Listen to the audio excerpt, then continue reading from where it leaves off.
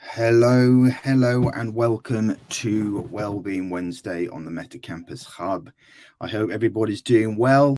Say GM in the chat, let us know how you're doing. Got a fantastic session for you this afternoon. We are very grateful to have Mathew Knight with us today. But before I introduce Mathew and his background and we get into what should be a fantastic conversation, just a quick reminder about the Hub. If you're here for the first time, don't forget that we have a chat box to the right where you can share any comments about the discussion. Please share any questions. Like, while we have someone of Mathew's wisdom and experience with us today, let's get as much from him as we can to answer anything that you like. And down the bottom, don't forget the emojis.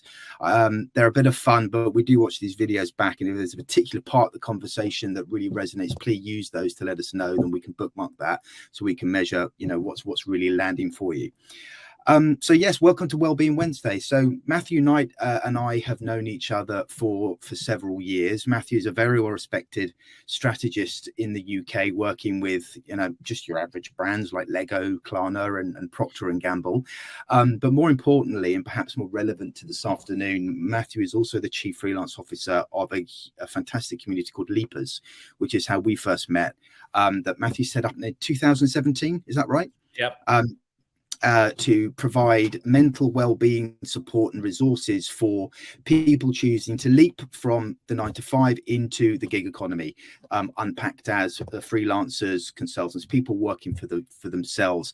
And it's very much through that lens that we're going to be focusing the conversation today, perhaps under the more contemporary kind of robust title as the fluid workforce, which is a notion and idea that Mathew shared with me last week, and I've become very, very interested in. When you unpack that, what you'll understand through this conversation, that it calibrates and aligns very closely with a lot of the ambition and the mission that we have here at Metacampus. So Mathew, welcome. Thank you very much indeed for giving us your time this afternoon. Thank you for inviting me, and for that very kind of I sound awesome. I don't know where you got that confidence. Well, it's Wellbeing Wednesday. We like to make our guests feel well. So should we kick off then? If you could share a little bit about you, your kind of personal journey as a founder, someone that's very well entrenched in the fluid workforce and gig economy, but also sort of ending with how you came to found LEAPERS. Yeah, of course. How far back do you want me to go? My parents met working together at Cadbury's, and a little bit further forward. So I've actually been self-employed in various forms for my entire career. I actually started working at 14, 15, building websites for EMI Records and the BBC. I was one of the few kids who could do it at that age, and I sent them emails and letters, actually faxes, I think, to say, hey, do you want anyone to build your websites? And cut my teeth as a developer in the very early days of the web, started working in agencies, and then around the kind of dot-com collapse, started an agency with a handful of friends, a digital agency, as a technologist, as a developer. Realized very quickly I'm a very bad programmer, so I elevated myself to managing programmers. Realized I was a really bad manager, but what I was really good at was asking lots of questions. So when clients would come to us, they'd say, hey, we want a new website. I'd always be the person, that annoying individual, go, well, why? What is it that you're trying to do? What do you actually want to achieve here? Is a website even the right thing to do? Didn't realize it at the time, but that was a hallmark of being a strategist, and have over my career worked in different types of organizations, I guess, bringing that background around understanding technology and innovation and what's possible next to organizations with the strategic questioning around what is it that you're really trying to do and what's the way we can get there. So I've run my own agencies. I have worked as a solo independent freelancer. I have worked with teams and organizations building teams of freelancers and hybrid workers. I've worked in every possible different type of working model. I think I've only technically had one job in my life.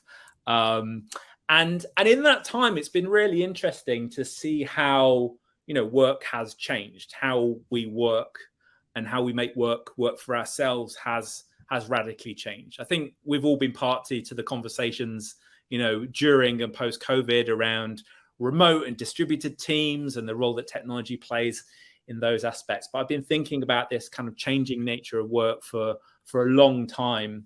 And when I left that first job that I had a couple of years ago, where I was head of strategy at a large media agency, I had a 6-month notice period, and I didn't have a job to go to.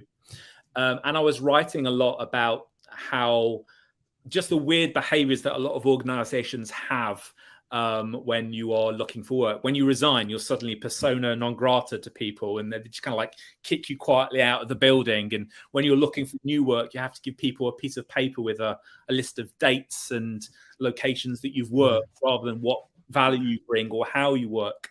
I was writing around these kind of weird old-fashioned traditions around how work works, and exploring the new models. So flexible working, distributed teams, job share. It was kind of in the early days of that becoming gaining more traction. And I wanted to be having these conversations with other people who were exploring those topics too. Started a Slack channel, invited people who were actively changing how they wanted to work.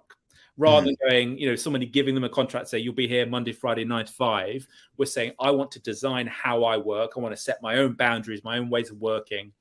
And we gathered these people together, those who were actively designing or taking that leap into something different. And a lot of the conversations in that community were not around what accounting software do I need to use, or where are my domain names, or am I a limited company or PAY, or one of these kind of, not the operations of how work is changing, but the emotional experiences that were pinning that. And lots of people were saying, I want to go flex, but I don't feel comfortable asking my boss for it because they might not know. Or I'm working as an individual on my own and I'm feeling really isolated and I don't have anybody to talk to about it. And it was really clear within the space of 3 or 4 months that so much of this conversation around the emotional support of new models of work was missing. Every time a question came up, I'd be straight onto Google and go, well, where's a resource which covers this topic? Where is the research that shows how large scale this challenge is? Where are the resources that help us build resilience and frameworks to work well as independents or remotes or kind of flexible? It didn't exist. There was so little conversation around the emotional needs of modern work. So I made a really clear decision to say, right, we could be a generic future of work community that looks at so many different topics, 10 to a penny, or we could focus really clearly on this gap of well-being and mental health within modern work. And we also decided to focus on self-employment. And the reason for that is because as important as mental health at work is for flex and distributed and remote and kind of all of these different models, they all have an HR team.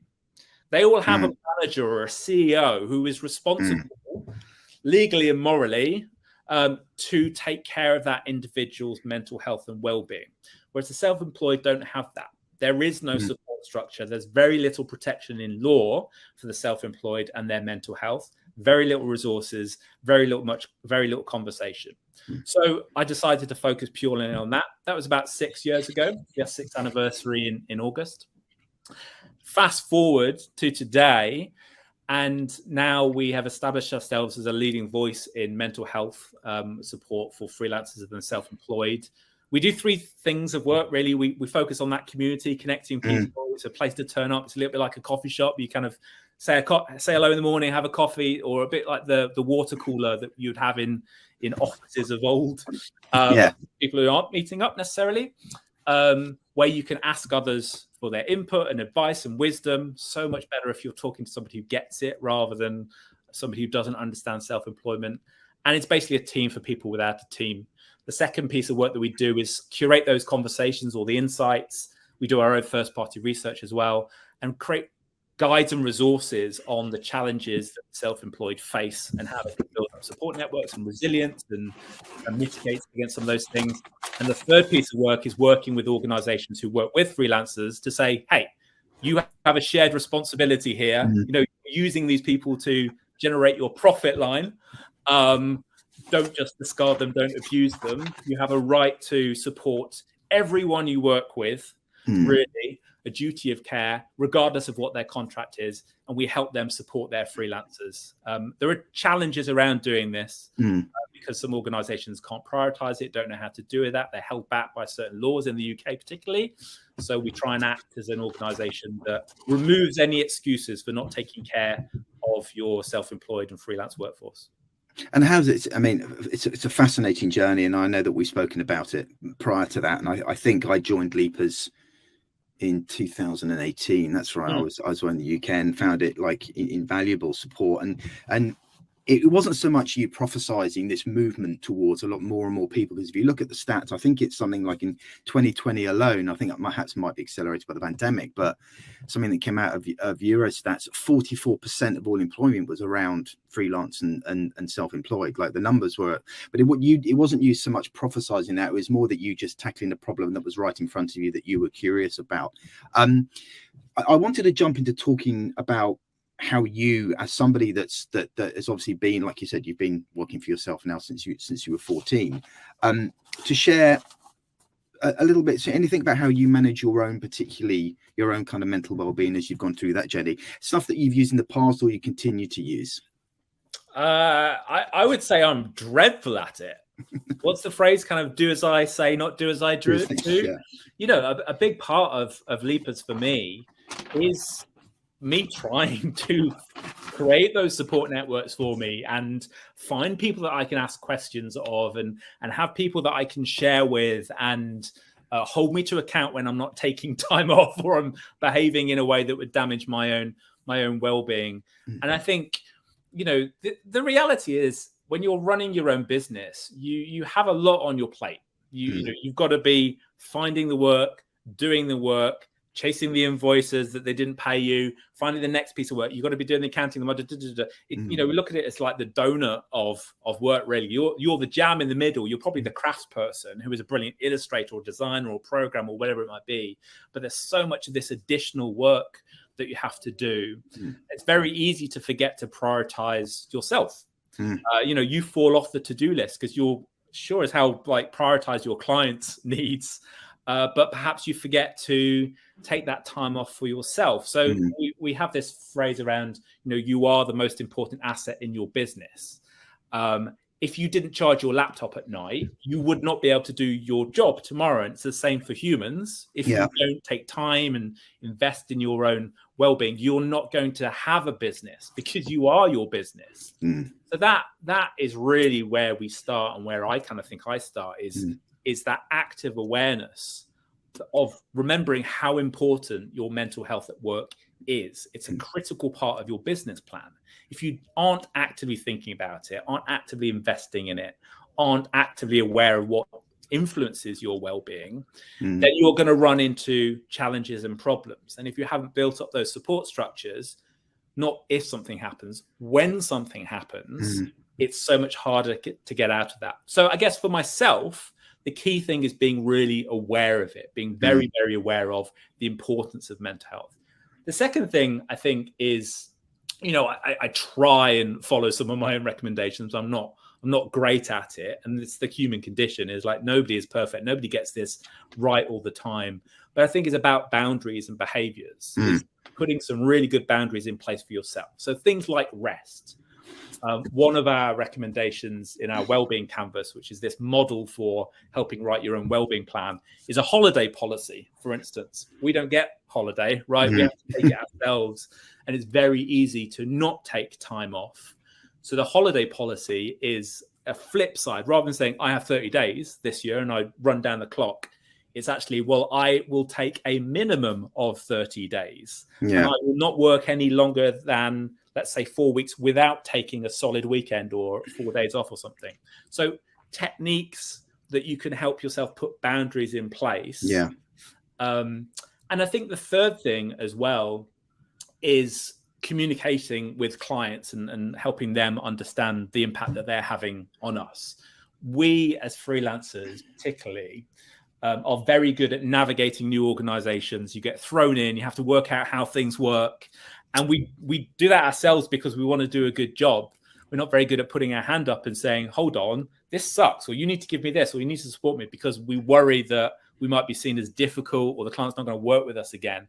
It's a bit of a hidden problem. And I think we have a responsibility to take care of ourselves, but also help educate others in how they can work effectively with us, because otherwise it's never going to improve.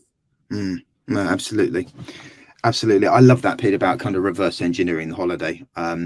That note to self, minimum of 30 days. That's excellent. It's incredibly hard. I mean, rest is a really interesting topic. And I think, if you read some of the research that's been done recently, there's this notion of 7 different types of rest. There's physical rest, intellectual rest, spiritual rest, kind of, and if you're not doing all 7, you're not really resting. And, the self-employed find it really hard to take time off, because you're still thinking about work. You're worried about, well, what if something comes in or if something goes wrong? Yeah. And the issue of burnout is a significant, it's an epidemic. And all of the thinking around how to reverse burnout is very much focused at employees. So it's like taking rest and deferring responsibility to others. And a lot of that doesn't really work for the self-employed. And I think, we'll come on to talk about how it's not just about self-employed, it's about the shifting nature of engagement with work being more fluid. But I think organizations are going to have to realize that if they want their people to be doing good work, they need to put these support structures in place for them and actively push them into working well and being well. The perfect example, unlimited holiday, the kind of concept which came up over the last kind of 10 years in various startups, didn't work. People would take less time off. And we're seeing a lot of companies go back on that. And now, really progressive companies are forcing people to take time off because they want them to come back at the end of the holiday. So I think there's a lot of redesign in the way which we think about actually sustainable work. And allowing people to have a sustained career, not necessarily in the same place, but being able to continue to work until you choose not to. Yeah, that tension between the fluidity or the fluid workforce and being sustainable is really interesting. And I think one of the reasons I kind of suspected this would be such an interesting conversation for Metacampus is because a lot of the topics and the cultural shifts and the technologies that we focus at Metacampus, such as blockchain, Web3, and AI, I think it's very much either encouraging, empowering, or enabling an even quicker shift into this fluid workforce. It's so many of the technologies are addressing some of the issues that you've spoken about, albeit indirectly today. And I guess we'll come on to those in a little bit, and particularly how they relate to mental well-being. One of the questions I want to ask you later is the responsibility of companies and employers who are wanting to embrace more of a fluid workforce, the responsibility they can take and how they can use these technologies. But coming back to that point, I mean, how do you see, given what I've just mentioned in terms of, I think over the last 12 months, the evolution of technology has just been unprecedented on so many levels. And how do you see the future of work now and the increasing prevalence of this idea of the fluid workforce? Yeah, I mean, look, there are 1,000,001 people positing what the future is going to look like, right? And I have no authority to say what it will be like, but I think the trends that we are seeing, probably accelerated by COVID, but by no means prompted by it, are towards shorter term engagements. People not staying in roles, certainly not within a single organization for an entire career, but people spending shorter periods of time in specific engagements, and balanced with this idea of values alignment, wanting to have meaningful work. Not a new concept. People have always needed meaningful work. And there's really old research showing how important that is, long before any kind of notion of fluidity or Gen Z or whatever. It's like, this is not a new thing, but kind of being very surface now. And I think the power dynamics of employee and employer relationships have shifted. But meaningful work and the opportunity to be able to be connected to more varied different organizations, and organizations being able to connect to different people because geography is no longer a challenge. We're starting to see more and more people wanting to work in ways which look like engagements rather than jobs. That could be 6 years, right? It could be 6 months. It could be 6 hours. And even for an individual, that doesn't necessarily mean that I only do 6-hour engagements or I only do 6-year engagements. The needs of that individual are driven by their current context and their situation. So at some point, somebody might be quite happy to be jumping around, doing 3 months here, 3 months there. But then suddenly, perhaps, let's say they have a child and their needs change, their wants change. They want to have a bit more stability in terms of their income. They want to be able to switch off at the end of the night.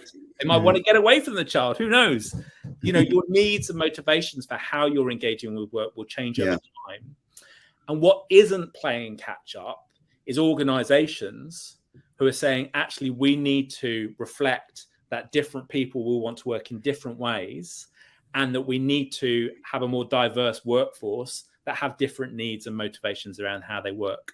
And I call that fluid. I mean, I think it's probably a buzzy term, right? Isn't it? But the idea of a more fluid workforce for me is about increased mobility and choice. Individuals are no longer tied and anchored or feeling obligated to stay in a single place, but they are focused on the work which they are brilliant at, is they're productive in, is meaningful to them. The organization is getting all of that value from it. And when that engagement ends, what is the next thing? And a support structure to get them into that next really meaningful piece of work. Absolutely. And I think that is not freelancing. Freelancing is more fluid, but that's as much about internal role mobility. It's as much about having a network and community of peers which you're bringing in to create hybrid on-demand teams. It is, there's a whole number of different facets around it, but it's shifting away from this idea of employee retention. I have you for a period of time because cost of acquisition is really high, that we have to cling on to you, to relationship building over time. So more like career length relationships as opposed to role length relationship. Absolutely. And I think for the individual, as somebody like myself, I mean, I've kind of been in that mold for several years, and I know the challenges that because it's not so much a cost that it comes with, but it certainly comes with going back to the lens of mental well-being. Stepping into that kind of lifestyle comes with quite a lot of sort of mental well-being challenge, particularly around security, kind of anxiety, where the next joke, issues around payment. So all the ones. Is there anything so two questions on that, obviously, before we come to how the technologies of blockchain and AI is enabling that. But before that, is there anything that you've done through research that has surfaced really prevalent issues that come out of the community? Is there like a top 5, like this is the big struggles that definitely face? I mean, I think that before going to some of the data points, I would challenge the notion of security, because talk to anybody who is in a job, let's say in the tech sector at the moment, and ask them whether they feel secure in their role. I think this idea of job security has long been eroded. And the reality is that everybody has this background anxiety around, is my job going to be there tomorrow? Add that to a lot of the conversations around AI at the moment, around does my role even exist in the future? So I think this notion of stability is rapidly being eroded. And that's why fluid is going to happen and is so important, because we need to have an attitude towards work that there is less stability, there is more fluidity and mobility. Therefore, how do you prepare yourself as an individual and organization to be moving around a little bit more? That said, I think, the data points around self-employment are generally the most common. The biggest reason why people move into self-employment is a notion of control, wanting more control over their work. That is consistent, has been year on year, never changes in the research. But I guess the most unsettling piece, and it's ironic really, is the sense of uncertainty. There is no regularity of work. You can't guarantee on a piece of work or a piece of kind of income coming in on a regular basis. That is probably the most significant concern that the majority of people have.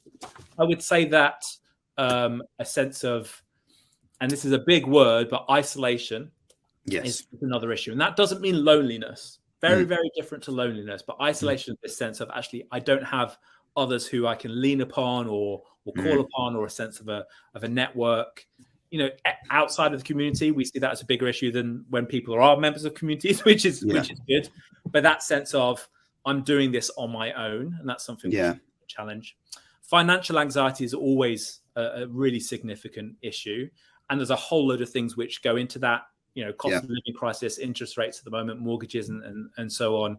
But I would say it's a much longer term, larger issue. So not just regularity of income, but also understanding how tax works. Only 16% of UK freelancers have a pension, for instance. People don't give themselves salary increases. They don't know how to set their pricing. So it's a big thing around just kind of financial well-being and resilience. And I think there's a really long tail then of other things depending on individual circumstances.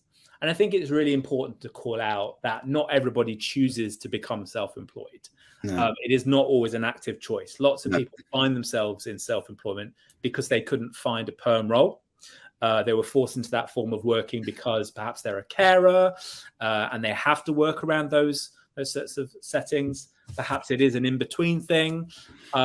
So, for a lot of people, they start off with it being a quite high-stress kind of context and then have to work out how to make it work well for them, which is incredibly challenging. And surprisingly, I see a lot of people recently saying that a lot, kind of along the lines of, I thought freelancing would be easier, or the answer, kind of, the antidote to employment. The reality is it's really hard work, but it can be really rewarding. And net happiness is marginally higher for the self-employed than it is for employed individuals, but it's marginal. So it's a huge variation. And I think it's wrong to treat the self-employed as a single homogenous group. Because in the UK, there's 5 million self-employed individuals. That's electricians and plumbers and drivers and illustrators and designers and strategists and ballerinas and journalists. And there is no, it's a diaspora who just happen to work in a similar way. Yeah. So I think, it really varies by sector and by role. And I think it's not always helpful to treat them as a single group. You need to be very aware of the individual context and your own context in that need. Fantastic. Yeah, you're absolutely right. Particularly, I think about some of those issues as they relate to myself, but some obviously are subjective to me and how I choose to handle or not handle them, but others are objective and things that we kind of look towards technology and kind of more contemporary thinking and policy making to solve. But on that subject, to answer this in two ways, but given the role of, let's look at technology, blockchain, kind of, and Web3 and AI, given the role of those, and let's talk about contribution. How do you think some of these technologies can contribute to, firstly, enabling and solving some of those challenges? And here, we're talking about trust, security, reputation, things like that, but also how can they solve some of the mental well-being challenges that percolate up from those issues? Do you give any thought to that? And obviously, as someone in innovation, is it something that you're contemplating for the future, for the community? Yeah, such a large question. Such a large question, and there's an infinite number of answers. I think personally, my view is look at the challenges first, and then see how technology can address them, rather than here's a technology, let's find out what problems it can solve. Yeah, and I think that's a very human way of addressing things. Many of the technologies which you mentioned there, it's such early kind of first, second generation stage of their development that there's no way we can see the potential implications and applications that it will develop even within the next 6 months, yet alone the next kind of 15 years within a generation. So I think it's really important kind of go, well, what are the challenges that the workforce are facing? And then what is the potential role of technology in addressing some of those things? Likewise, though, what are the risks of using technology in those situations? I think an oft-leveled accusation of technology is it's dehumanizing a lot of the process. So, for instance, in recruitment, we are seeing technology increasingly used to scan and make value judgments of whether you should bring somebody to the next stage of an interview or not. I don't think we're necessarily at the point where we can wholesale give those sorts of decisions to technology, because not everybody is equal in terms of how well they present themselves, crap in, crap out. So I think there are some really important ethical considerations on the level of which we rely upon technology to mediate between human connections. I think, from a mental health perspective, there's a huge conversation around remote and distributed work at the moment, and whether it's a good thing or a bad thing. There's no black and white answer here. It's not a good thing, it's not a bad thing. There's lots of pros and cons, but what we are seeing is that remote is leading to a loss of feeling of connection to others in organizations, and we're having to do a lot to create those feelings of connection between individuals within organizations. It's very easy to just drop Zoom or Slack or a mediating platform that allows you to communicate, but doesn't allow you to communicate in the same way, and it doesn't necessarily bring some of those same fundamental human needs. So again, I think that's not really a technology question. It's about what are the problems that we're trying to solve, then what is the role in technology? And it will never just be technology which answers it. Yeah. So much responsibility has to fall to the people who are using that technology, the line managers, the leaders of businesses, to say, how do we use this technology in a really effective way? And what does that mean for the way in which we build relationships with each other at work? So yeah, I think that's probably a kind of really abstract answer. It depends. But I think, technology is not the panacea. It is and has always been a tool to support us doing better work and better relationship building. And I don't know whether, the question back to you, Kristen, are you seeing like a bit of a pushback and actually a kind of anti-technology stance from some people to say, well, we're going to actively go towards more human interventions in work? Or I'm seeing it in dating apps, for instance. There's a bit of a pushback of, I don't want technology mediated solutions in my relationships over here. I'm going to go meet somebody on a Thursday night, or I'm going to go like face-to-face kind of things and get back to that. Do you see there's almost like an anti-technology narrative building? Certainly not at Metacampus. No, I think Metacampus, we're really here to provide the knowledge and the wisdom of people like yourself and our own training and upskilling across all of kind of the contemporary topics that we teach.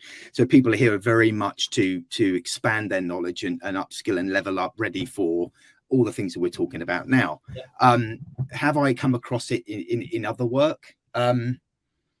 Yes, but probably in examples that are very obvious. Like I did a strategic project recently for a new water park.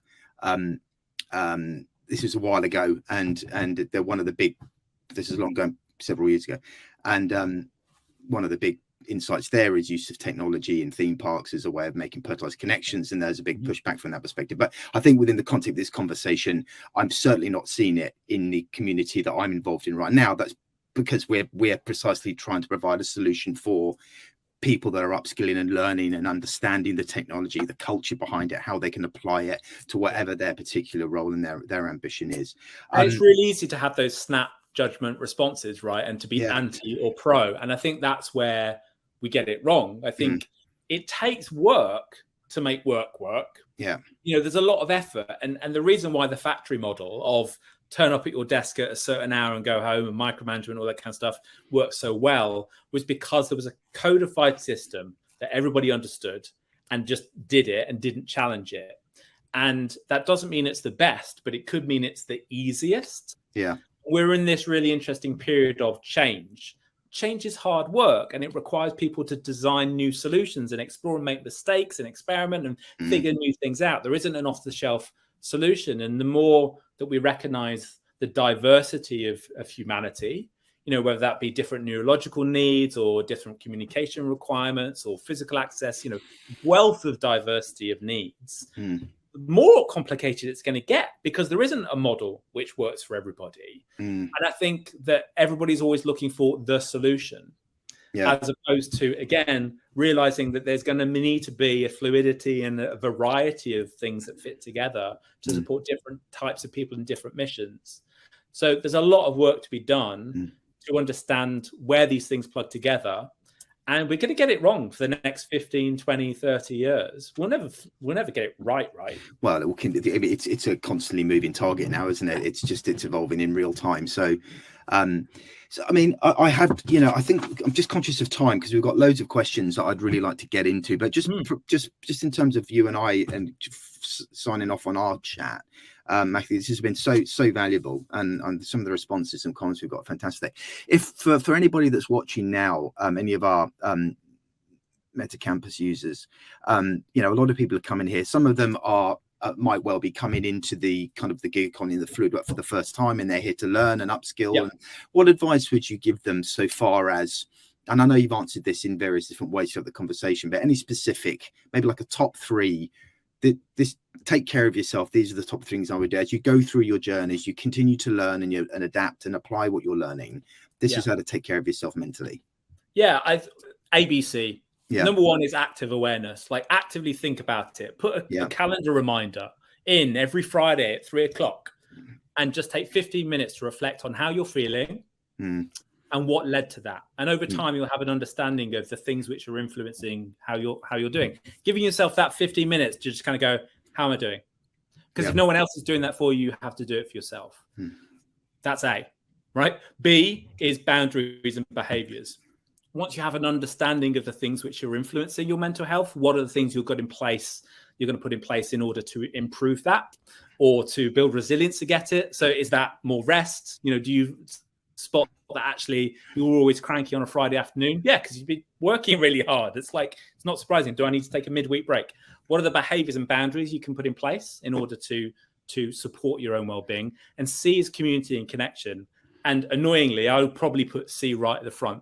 Don't do it on your own. Find those communities, find the tribes, find fellow freelancers, find individuals that you can have conversations with, that you can share with, that you can go, oh, I'm dealing with this at the moment. How did you deal with that? Or is that what it's meant to feel like? Was that completely wrong? Get out of your own head and share and have conversations and talk. And that's 100%. True for mental health generally. It's like more connection, help you feel more supported. Those are the three things which I would say. And that community and connection is absolutely. I think and when we talk about the Metacampus model for nurturing method, we talk about balance, purpose, and community. So and within those are all of the things you've done. That last piece, that community, more and more, I think now is emerging as probably the most important. Because having that community and spending time in there is right in the center of having balance, as well as making sure that you're getting out of your one-on-one time in your screen and you're engaging. So I've got loads of questions. We probably won't get through all of them now, but I'll just go through them. So Metaverse A has asked, do you think those who are self-employed have more opportunities given the increased focus on global working being driven by Web3? I definitely think there are more opportunities because the world is more open. It's easier to find a role in Bangalore or Birmingham because remote working is more effective. I think there's a really interesting piece around, particularly around blockchain technologies, around proof of work and contribution to work and trust. I don't think we're seeing it in the mainstream at all yet, but the ability to recognize who has done what work and that it was good work and they are trusted and recommended, as opposed to just, it was my mate Dave, I think is going to be dramatic and open up opportunities for people who wouldn't necessarily have the opportunity to do work. It's not going to be personal networks in the future. It will be trusted, authoritative, like proof that somebody is trusted and has a good reputation. So I think, the combination of geography not mattering anymore, but also reputation and trust and networks being built upon those metrics. Those are the two things which I think will really revolutionize the way in which we find people.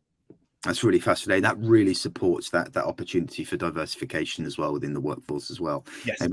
And also from a Metaverse is, what's your thoughts on how smart contracts could be utilized by self-employed people to ensure they're paid by the contractor? I mean, that's a huge one, isn't it? I don't think it's in the hands of the freelancer to solve that issue, to be honest. I think, it doesn't matter whether it's on a ledger or not.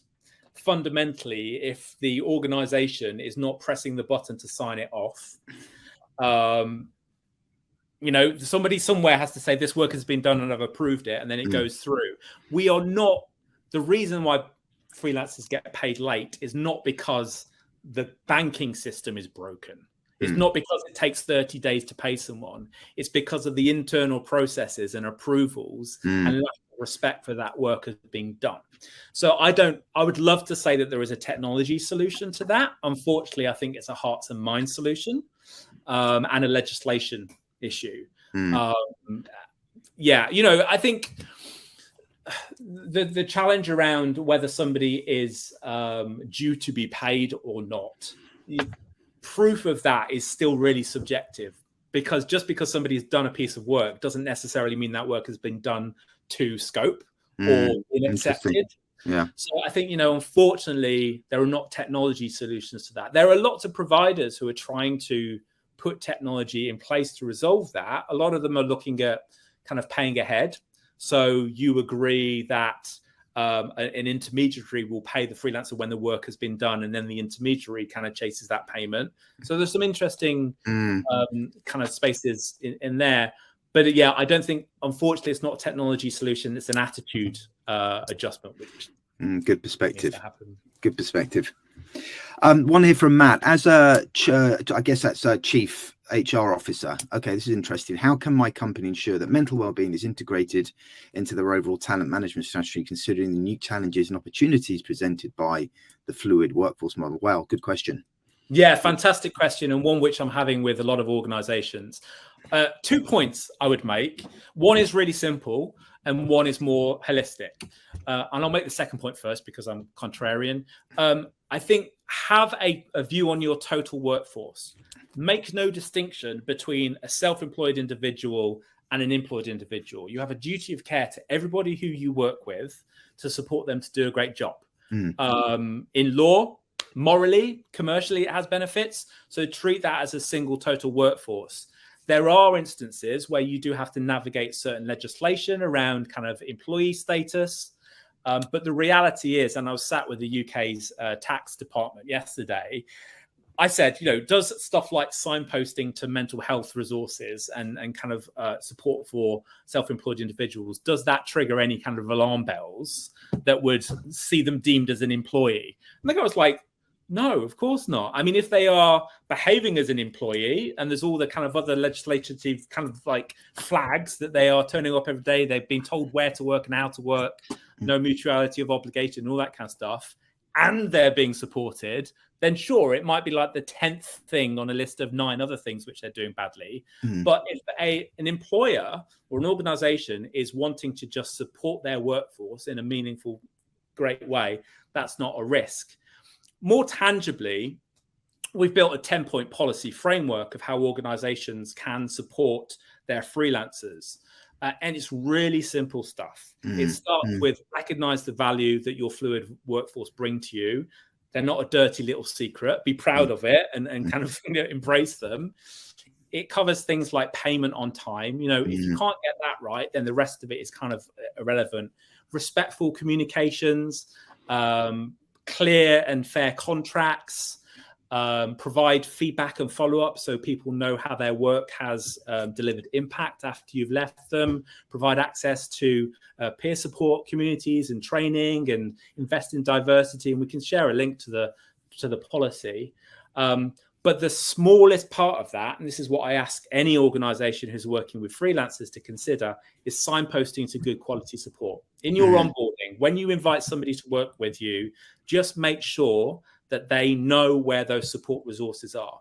2/3 of the self-employed don't feel they have support for mental health at work, and they don't know where to get good quality support for their mental health at work, because Googling doesn't turn that stuff up.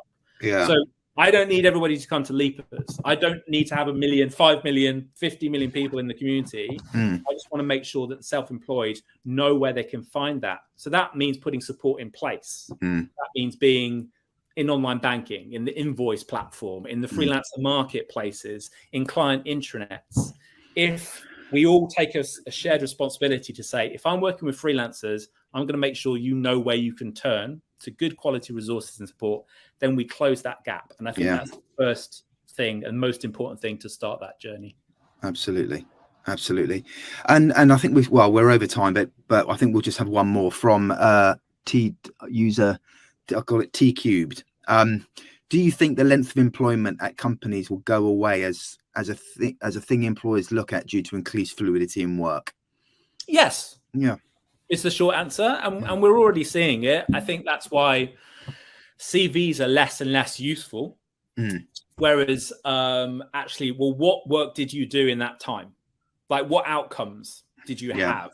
What impact did you create? And I think we need to find a new model of looking at what impact an individual had on a particular team or a project. I think this is where technology is really interesting. You know, what was their contribution? What impact did they have?